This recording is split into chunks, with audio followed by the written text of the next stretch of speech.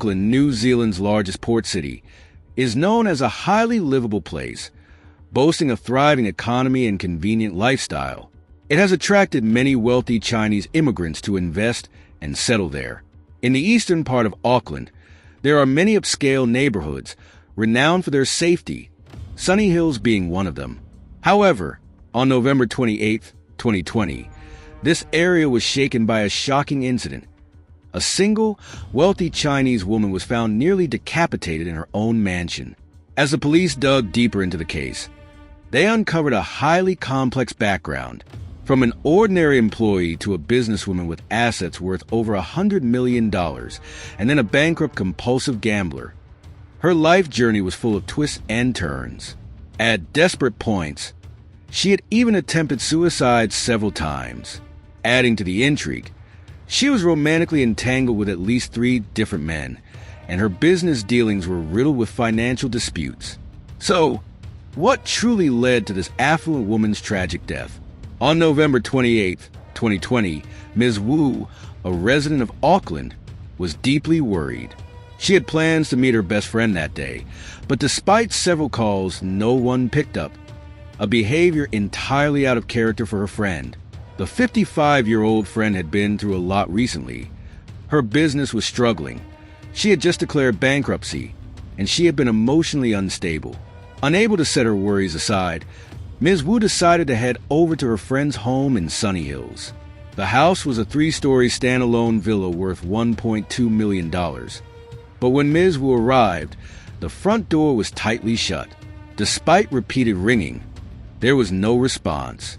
Fearing the worst, she used a spare key to enter the house. Inside, it seemed empty, but Ms. Wu's daughter noticed bloodstains on the walls and floor of the upstairs bedroom. This discovery greatly alarmed Ms. Wu, as her friend had tried to take her own life just a month earlier on Thanksgiving Day. Worried that something had happened to her friend, Ms. Wu and her family searched every corner of the house, only to find it empty. Her friend's frequently used car was also missing from the garage. Ms. Wu feared her friend might have disappeared or met with foul play.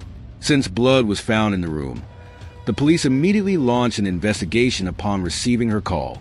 However, they found no signs of forced entry, and the house was neat with no valuables disturbed.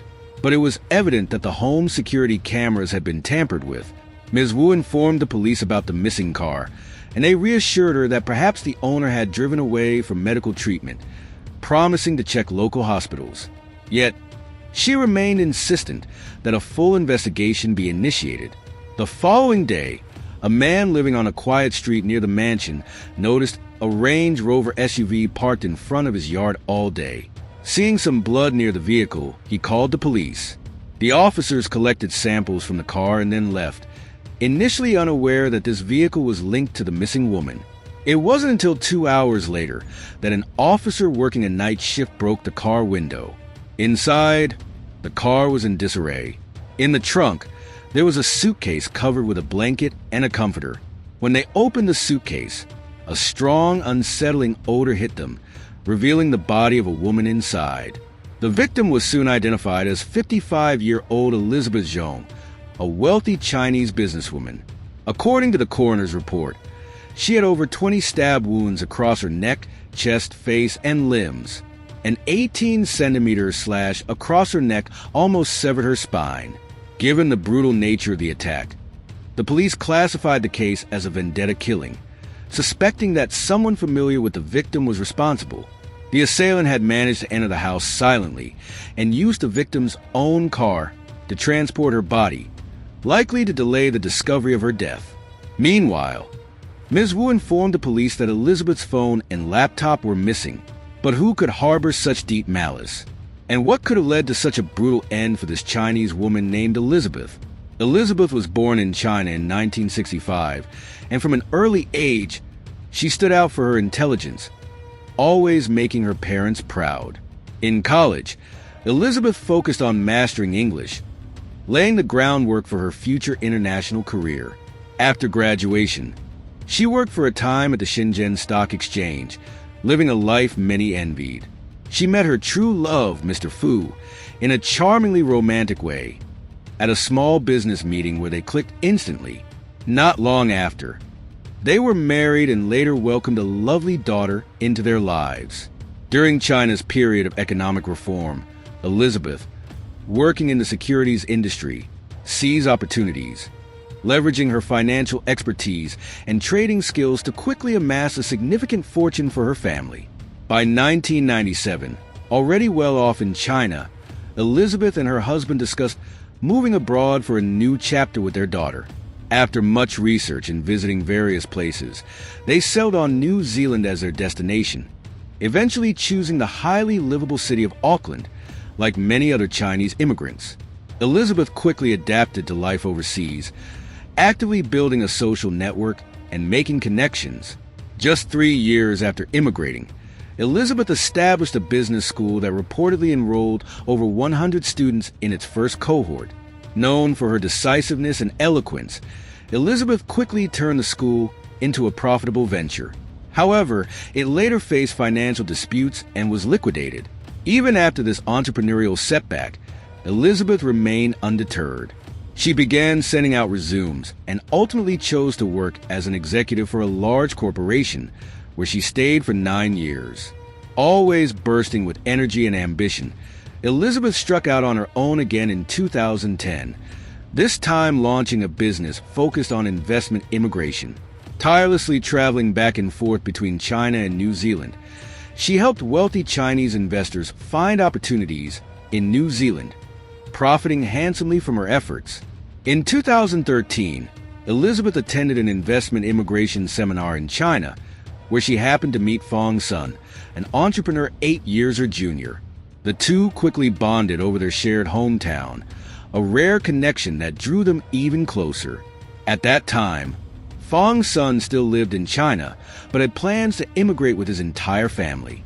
He appeared to be a well-off businessman, with substantial funds at his disposal. As their relationship deepened, they decided to go into business together. Fong Sun frequently visited New Zealand under the pretense of business trips to meet with Elizabeth, and their relationship clearly extended beyond mere business partners. However, since they were ostensibly working on joint ventures, their respective spouses did not probe too deeply into their dealings. To facilitate better collaboration with Elizabeth, Fong Sun moved his wife and children to New Zealand in 2014, with the family staying in Elizabeth's mansion for an extended period. Fong Sun invested his capital, and by the end of 2014, he and Elizabeth co-founded a company named Sunbo. The pair subsequently registered 3 more companies in New Zealand, and together they invested around 28 million NZD across several New Zealand enterprises. With exceptional social skills and connections in high places, Elizabeth managed to establish strong ties with senior government officials in New Zealand's investment promotion sector. She often accompanied these officials on trips to China's economically developed regions for meetings and speeches. Partnering with government efforts to attract foreign investment gave Elizabeth's business a significant boost. Under her dedicated management, Sunbo once saw profits in the hundreds of millions. Additionally, Sunbo acquired several businesses, including a film production company, DG Post. Elizabeth also owned a vineyard and winery, which solidified her status as a well-known entrepreneur and affluent figure in the local Chinese community. She was widely admired and respected. Many regarded Elizabeth as a role model for Chinese women, calling her kind-hearted, hardworking, and passionate. At the height of her career, she even sponsored the Chinese Film Festival and other cultural events for the overseas Chinese community. Her business achievements reached their peak, but no one could have predicted the downfall that followed. In less than 2 years, both her career and personal life began to unravel. In 2019, Elizabeth's marriage to Mr. Fu came to an end as he suspected her of having an inappropriate relationship with Fong Sunday. After one heated argument, he called the police, demanding to collect DNA evidence from Elizabeth's bed to see if Fong Sun had been there. In retaliation, Elizabeth filed a police report accusing her husband of trespassing and verbal threats. Since the house was owned by Sunbo, which was under Elizabeth's name, the trespassing charge held up, resulting in her husband being imprisoned. While incarcerated, Mr. Fu agreed to a divorce, which led to his release after Elizabeth dropped the charges. He later claimed that Elizabeth's affair with Fong's son was a certainty and believed the divorce was orchestrated to pave the way for Fong's Sunday. However, he was surprised to find that Elizabeth and Fong's son did not end up together. In fact, they became enemies. But how did this come about? It turned out that, beginning in 2019, Elizabeth suddenly began selling off her assets and stepping down as director from 4 Sunbo companies. The reason was a serious conflict and dispute with her business partner, Fong Sunday. Their companies had been operating at a loss, leading to the sale of their winery as a last resort. At the time, Elizabeth released a statement expressing how much she loved the vineyard. Her close friend also confirmed that Elizabeth was under significant financial strain due to her business failures. On the other hand, Fong's son blamed Elizabeth for the losses, claiming they were the result of her poor management. In August 2019, now settled in New Zealand, Fong's son officially filed a lawsuit against his former business partner, accusing Elizabeth of causing him over $10 million in financial losses. In his claims to the court, he expressed his desire to take full control over all Sunbo companies and alleged that Elizabeth personally owed the company $6 million. Upon investigation, the New Zealand court discovered that by December 2019, the Sunbo companies owned by Elizabeth and Fong's son collectively held $9.99 million in debt. The auditing department, after thoroughly examining both the company's financial records and Elizabeth's personal bank transactions, found that she had transferred approximately $2.85 million from the company to her own bank account. However, Elizabeth firmly denied any embezzlement in court. She explained to officers that while she had indeed transferred company funds to her personal account, she would also use her personal finances to cover company expenses. In essence, she claimed that all these transactions were for the betterment of the business. She further argued that the accountant only noticed the money flowing into her account from the company, but failed to account for the funds she moved out of her account to maintain company operations. Elizabeth also pointed out in court that one of the Sunbo companies still owed her $7.41 million. The following month, the court listed all the companies under their names for liquidation, and a bank representative was sent to take over their most significant investment project, another vineyard. This marked the complete collapse of the once thriving partnership. With these details in hand, New Zealand police zeroed in on 2 key suspects: Elizabeth's ex-husband, Mr. Fu, and former business partner, Fong Sunday. Both shared deep emotional and financial ties to Elizabeth. However, upon speaking with Mr. Fu, the police noted that the relationship between him and Elizabeth was not quite at the breaking point. After their divorce, Mr. Fu remarried and was able to provide a solid alibi. Mr. Fu also told the police that despite their divorce, they still shared a daughter, and he and Elizabeth remained connected like family. They also shared custody of 2 dogs, and 6 months prior to the murder, Mr. Fu had even sent the dogs to Elizabeth's home. He recounted how Elizabeth had confided in him about her deep conflict with Fong's son, and being a mutual friend to both parties for years, he once stepped in as a mediator. Mr. Fu claimed that Fong's son had privately warned him, saying that if Elizabeth didn't repay her debt, he would kill her entire family, including her ex-husband. This raised suspicions towards Fong's son. When the police interviewed Fong's son, he admitted to harboring resentment toward Elizabeth over the business losses. However, he stated that killing her wouldn't resolve anything, nor would it make the money reappear. He emphasized that there were other people with complex emotional and financial ties to Elizabeth, including her ex-husband and her former lover. It was then revealed that after her divorce, Elizabeth didn't end up with Fong's son, but she certainly didn't stay idle. At a local gathering of Chinese immigrants, she met a handsome new immigrant to New Zealand named Kai Guizheng. The two hit it off and began dating for 6 months, bonded by their shared passion for films.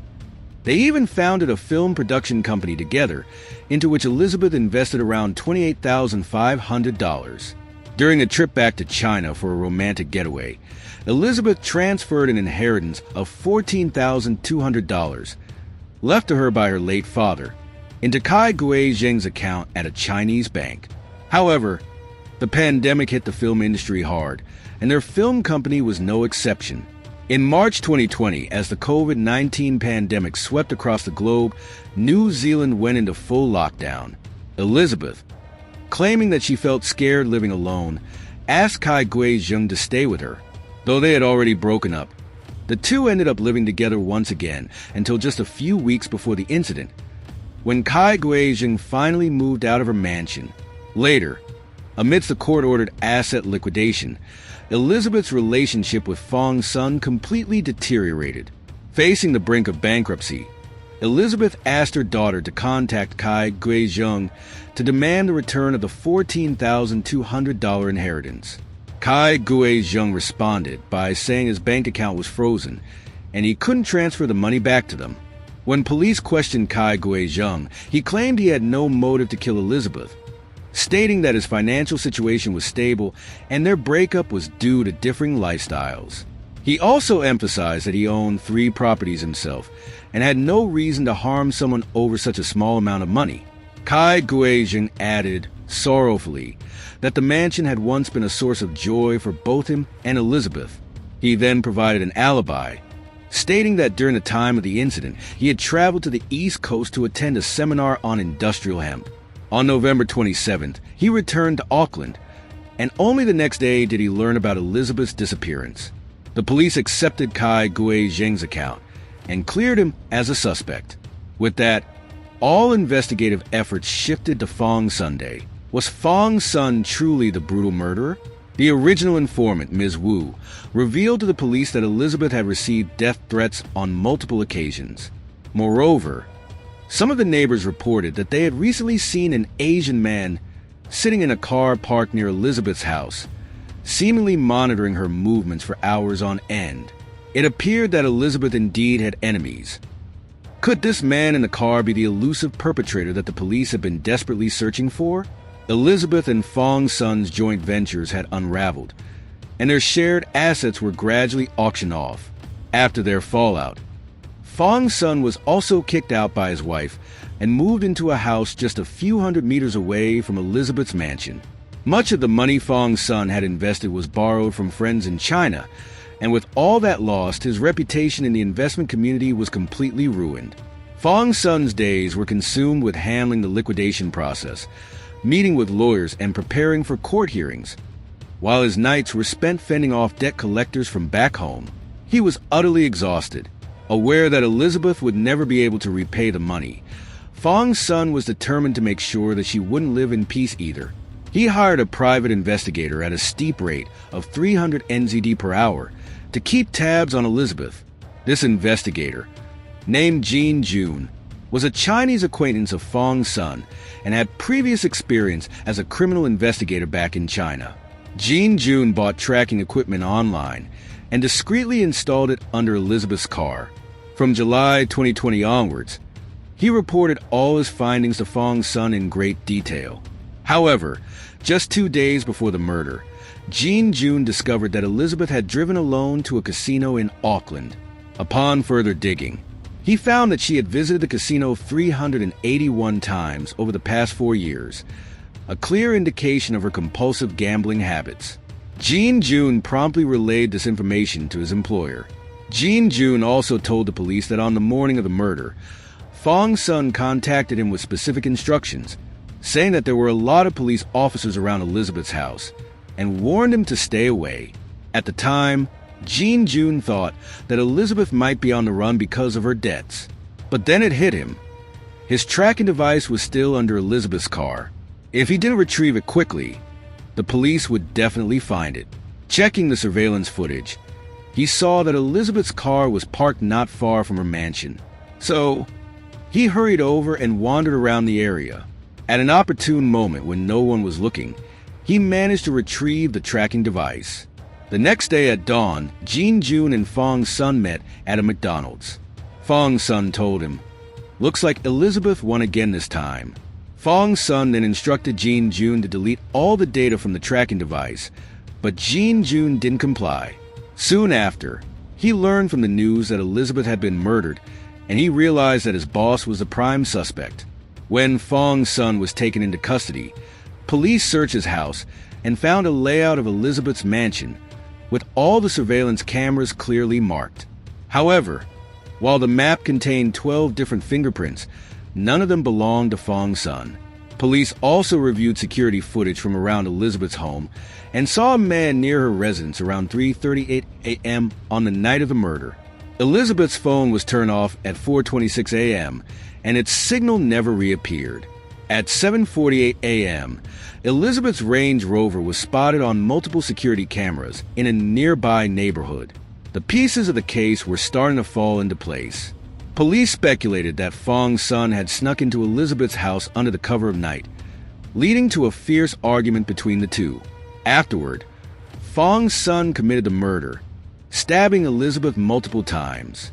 Following the crime, he took her laptop, phone, and surveillance equipment, placing them inside the car before dumping them in a nearby trash bin.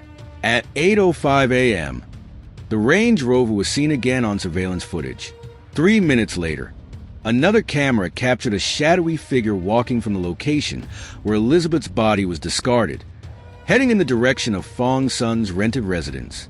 On April 26, 2020, the high-profile murder case of a wealthy Chinese woman in New Zealand finally went to trial at the Auckland High Court.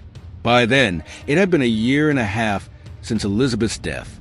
The woman who initially reported her disappearance, Ms. Wu, testified that she had sensed something was wrong because Elizabeth had reported to the police on multiple occasions that Fong's son had threatened her.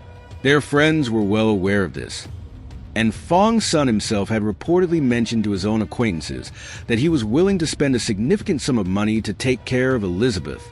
Ms. Wu further testified that not long before the incident, Elizabeth had expressed interest in applying for a gun permit as a precaution against any harm from Fong's Sunday.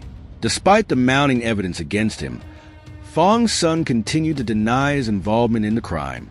However, the prosecution presented a key piece of evidence: DNA found under Elizabeth's fingernails. Testing showed that the DNA's Y chromosomal markers matched Fong's son's. Still, Fong's son claimed that when he and his family first immigrated to New Zealand, they lived in Elizabeth's house for an extended period, which could explain why his DNA was found. The jury didn't buy his explanation, unanimously finding Fong's son guilty of murder. In June 2020, the Auckland court sentenced Fong's son to life imprisonment with the possibility of parole after serving 18 years and 6 months.